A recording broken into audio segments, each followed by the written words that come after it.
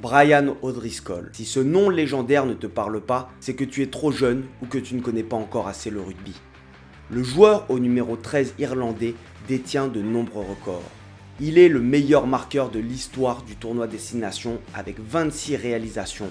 Recordman du nombre de sélections en équipe d'Irlande avec 113 caps. Meilleur marqueur de la Coupe du Monde 2011 et la liste serait trop longue. Parmi toutes les légendes du sport, certains athlètes redéfinissent les lois de leur sport. Ils ne s'adaptent ni aux règles, ni aux adversaires. Ils font évoluer les règlements, les tactiques, les stratégies et les mentalités. Ces joueurs déchaînent la passion des foules. Leur nom résonne avec intensité dans les stades du monde entier.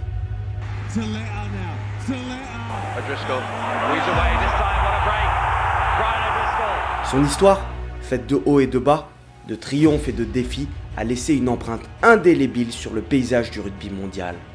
Mais ce n'est pas seulement une histoire de triomphe sur le terrain, c'est une aventure humaine, un récit épique de détermination, de leadership et d'un amour incommensurable pour ce jeu qui fait battre nos cœurs. Cet homme qui a porté le 15 du trèfle irlandais pendant 15 années consécutives, a embrasé les stades et captivé les esprits de ses supporters. Brian O'Driscoll est un joueur qui s'adapte au temps qui passe et il a su réduire certaines de ses qualités personnelles et de s'adapter aux évolutions du sport et de ses règles. Joueur extrêmement rapide, il fait partie de ceux qui ont la capacité de trouver des intervalles pour percer les défenses. Il est considéré comme l'un des meilleurs défenseurs de la planète ovale au poste de numéro 13. Ce poste qui t'incite à plaquer, tantôt de face, tantôt en poursuivant tes adversaires pour rattraper un décalage, te force à couvrir de grandes distances. Sa vitesse de déplacement était l'un de ses atouts. Il a souvent été considéré, avec Jonny Wilkinson, faisant partie des 2 joueurs les plus complets, tant sur le plan offensif que défensif. Préparez-vous à plonger au cœur de l'histoire du joueur légendaire qui avait pour surnom ses initiales BOD lors du commencement de son histoire et qu'il a changé grâce à ses performances incroyables. Bienvenue dans cette saga sur Brian O'Driscoll.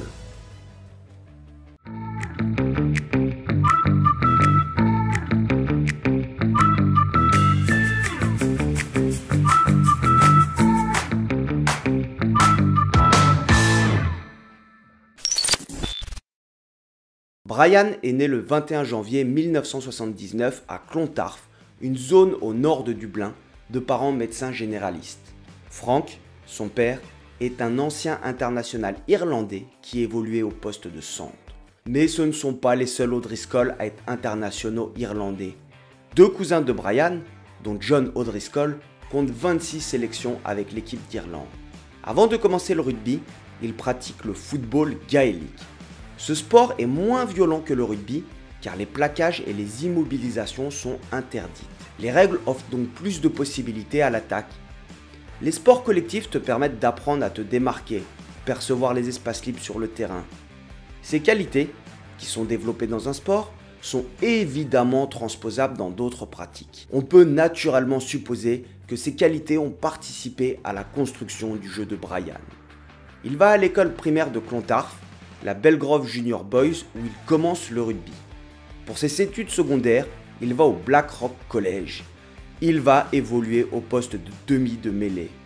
Quand tu vois que Bakis Botha a aussi commencé à ce poste, faire évoluer des joueurs sur des postes sur lesquels ils touchent beaucoup de ballons est intéressant pour leur développement et leur compréhension du jeu.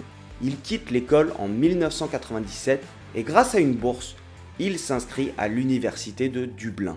Il intègre tout d'abord l'équipe des moins de 20 ans avant d'être promu dans la meilleure équipe à la fin de l'année. Il va progressivement évoluer vers le poste de demi d'ouverture, puis basculer au centre. Il remporte le championnat des mondes U19 avec l'équipe d'Irlande face à la France sur le score de 18-0. C'est le début d'une grande carrière pour lui. Après 2 années à l'université, il en sort avec un diplôme de management du sport et 4 sélections avec l'équipe d'Irlande U21.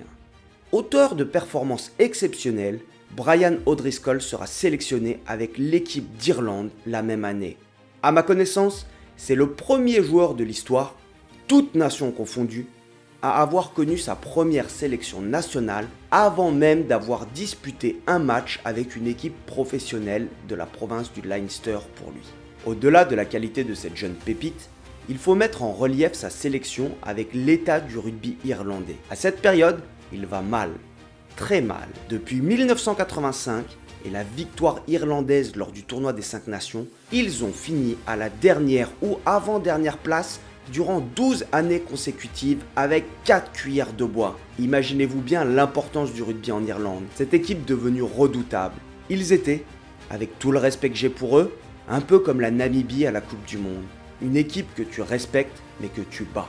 L'Irlande terminera avant-dernière du tournoi et Brian ne rentrera pas en jeu. Mais c'est le début d'une nouvelle ère pour le rugby irlandais. Celle de O'Driscoll, O'Gara, O'Connell, O'Kelly, beaucoup d'eau. 4 mois plus tard, il retourne en sélection et il va disputer 2 matchs contre l'Australie. Ce n'est qu'à son retour de sélection qu'il va commencer à jouer pour la province du Leinster. Même si le rugby a changé, c'est tout simplement hallucinant qu'un jeune joue d'abord en sélection nationale avant de faire ses preuves dans une équipe professionnelle. La suite semblera toutefois logique. Il est retenu pour disputer la Coupe du Monde 1999. Il y inscrira son premier essai contre les États-Unis et participera à l'ensemble des rencontres. Même si l'Irlande s'en sort mieux, elle n'est pas encore la machine à gagner qu'elle deviendra. Elle se fait éliminer en match de barrage contre l'Argentine. Après la Coupe du Monde, il rejoint sa province du Leinster avec laquelle il continue de progresser et de marquer avant de faire ses débuts dans le tournoi des 5 nations. Cette année 2000, il va exploser aux yeux du monde entier. Il incarne ce renouveau du rugby irlandais, cette jeunesse qui prend le pouvoir sur l'île d'Emeraude. Cette équipe en souffrance qui depuis 15 ans, dans un monde du rugby évoluant avec la création de la Coupe du Monde, l'arrivée du professionnalisme est en train de renaître. Mal embarqué, après une lourde défaite face aux Anglais, il inscrit 2 essais contre l'Écosse et l'Italie. Et arrive ce match contre la France. La France, qui sort d'une Coupe du Monde durant laquelle elle a renversé les All Blacks de John Alomu, favorite, jouant à domicile, semble impossible à battre pour les Irlandais. Ce match est très mal parti pour l'Irlande. Les Français inscrivent un essai après 47 secondes de jeu. Et pourtant, Brian O'Driscoll, l'impétueux centre irlandais qui brûle les États, qui incarne la Nouvelle-Irlande, se révolte. Il va inscrire 3 essais pour l'équipe d'Irlande. Un hat-trick pour O'Driscoll qui va permettre à son équipe de l'emporter au Stade de France devant 65 000 personnes. L'Irlande, qui n'avait gagné qu'une seule fois lors des 25 dernières confrontations avec l'équipe de France, va s'imposer sur le score de 25-27. L'impensable était arrivé. Ces Irlandais, qui n'avait plus gagné en terre française depuis 1972, avait réduit le Stade de France au silence, porté par un numéro 13 de 21 ans que personne ne connaissait avant, Brian O'Driscoll. La légende était née. Son aventure en équipe irlandaise va se poursuivre, puis avec les Barbarians. La bête noire de l'équipe de France sévit une nouvelle fois lors du tournoi 2001 en marquant un essai incroyable. Encore une fois, Brian nous fait partager sa compréhension du jeu en courant devant le ballon, en anticipant le franchissement et avec sa pointe de vitesse légendaire transforme pour marquer. Cette nouvelle équipe d'Irlande est séduisante, très séduisante. Elle va affronter la Nouvelle-Zélande en test match. Il faut savoir une chose, c'est que l'Irlande n'avait jamais battu les All Blacks à cette période.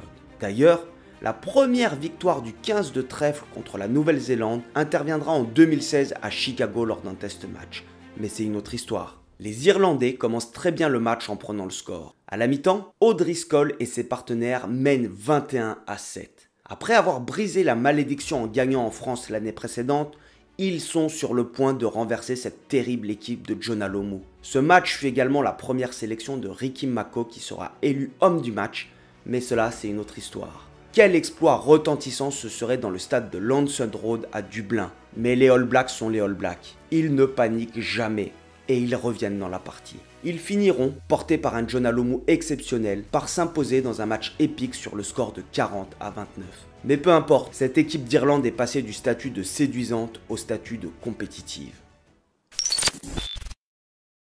En novembre 2002, lors de la tournée des Australiens en Europe, Keith Wood, le fameux talonneur irlandais qui représente le fighting spirit, se blesse. Brian O'Driscoll va disputer son premier match en tant que capitaine. Ce rôle lui convient car au-delà d'être un leader de vestiaire, il emmène ses partenaires sur le terrain. Tout le monde croit en lui et il incarne depuis 3 ans ce renouveau irlandais. Lors du tournoi 2003, ils vont aller s'imposer à Murrayfield en Écosse, chose qui n'était plus arrivée depuis 19 ans. Et cette année-là, en 2003, c'est la Coupe du Monde. L'Irlande est dans le groupe A et va disputer la première place contre l'Australie. Les Wallabies mènent 14-6 et Brian O'Driscoll va relancer son équipe en inscrivant un essai pour revenir à une longueur. Les Australiens resteront devant malgré un drop du God. Les Irlandais s'inclinent d'un petit point, 16-17, mais se qualifient pour les quarts de finale. Ils rencontrent les Français qui sont en forme. Ces derniers creusent rapidement l'avantage et mènent 36-0. Malgré 2 essais de Brian, ils seront sèchement battus, 43-21. C'est la fin de l'aventure irlandaise en quart de finale. La saison suivante est décevante. Le 15 du trèfle réussira néanmoins l'exploit de battre les Anglais à Twickenham, mettant fin à l'invincibilité à domicile depuis 1999 de cette équipe anglaise. L'Irlande a défait les champions du monde anglais. Ce nouvel exploit assoit un petit peu plus l'Irlande sur le devant de la scène internationale. Durant l'été, il dispute 2 test matchs contre les Springboks avec pour ambition de l'emporter. Bien que la performance de O'Driscoll soit une nouvelle fois magistrale, les Sud-Africains l'emporteront. Le 3e test entre les 2 équipes aura lieu en automne en Irlande. Dans un match dantesque, les partenaires de Brian s'imposeront, donnant la première victoire des Irlandais face aux Boks depuis 1969. Après des tests matchs probants à l'automne 2006, avec des victoires face à l'Afrique du Sud, l'Australie et les Pacific Islanders, l'Irlande se présente comme un favori pour le tournoi des 6 Nations 2007. Malgré une victoire à Cardiff face au Pays de Galles, Brian O'Driscoll sort à cause d'une blessure aux ischio-jambiers. Il est absent pour la défaite à domicile contre la France et il reviendra pour jouer l'Angleterre. L'Irlande leur infligera la plus grande défaite de leur histoire dans le tournoi des 6 Nations, 43-13, avant la victoire française en 2023 à Twickenham. La victoire du tournoi se joue entre la France et l'Irlande. La France l'emportera au goal average. Pour la Coupe du Monde, ils se retrouvent dans la poule de la mort avec la France et l'Argentine. Les Français, qui jouent pourtant à domicile, s'inclinent sur le match d'ouverture. Ils seront remontés comme des coucous et se rattraperont en battant les Irlandais 25-3. La qualification se jouera donc pour l'Irlande contre les Pumas lors du dernier match. Ces derniers s'imposeront sur le score de 30-15. C'est de nouveau la fin de l'aventure en Coupe du Monde pour l'équipe irlandaise, mais sans disputer de quart de finale. Sur un cycle descendant, les résultats ne seront pas à la hauteur des attentes du public irlandais la saison suivante. Tout le monde attend beaucoup de cette génération dorée qui a ramené l'Irlande sur le devant de la scène, mais qui n'a toujours pas gagné de titre. En 2009, c'est l'avènement de cette génération. L'Irlande va remporter le Grand Chelem après plus de 70 ans de disette. Depuis 1948, il n'avait plus réalisé cet exploit et ce titre sera le second de l'histoire de la nation. Maintenant capitaine attitré, il va contribuer à ce résultat en inscrivant 4 essais durant le tournoi. Cet exploit fait un bien immense au rugby irlandais. C'est la saison de Brian. Avec le Leinster, il se qualifie pour la finale de la Champions Cup. Devant plus de 82 000 spectateurs, ils vont éliminer le Munster. Cette affluence est un record pour un match de franchise irlandaise. Il inscrira encore un essai. Lors de la finale, ils seront opposés à Leicester, tenant du titre de la Celtic League. Il ouvrira le score avec un drop et il s'imposera avec ses partenaires 19-16. En 2011, avec une victoire contre l'Angleterre durant le tournoi des 6 Nations, il devient meilleur marqueur du tournoi avec 25 réalisations, effaçant un record datant de 1933 et détenu par l'Écossais Ian Smith. Et c'est une année de Coupe du Monde. L'Irlande s'imposera en match de poule contre l'Australie. Avec Gordon Darcy, le numéro 12 irlandais, ils établissent le record d'apparitions communes pour une paire de centres en matchs internationaux. Avec 45 associations, l'Irlande terminera première de son groupe et jouera contre les Gallois en quart de finale. Ils se feront éliminer 22-10.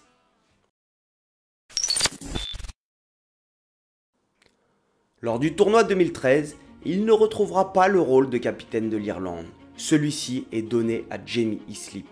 Il continue de marquer des essais, mais écopera d'un carton jaune, le second de sa carrière, pour s'être rendu coupable de stamping sur un 3e ligne italien. Le stamping consiste à écraser un joueur au sol avec ses crampons. Il sera sélectionné par Warren Gatland pour la tournée des Lions et c'est sa 4e tournée. Il sera associé au centre gallois Jonathan Davis.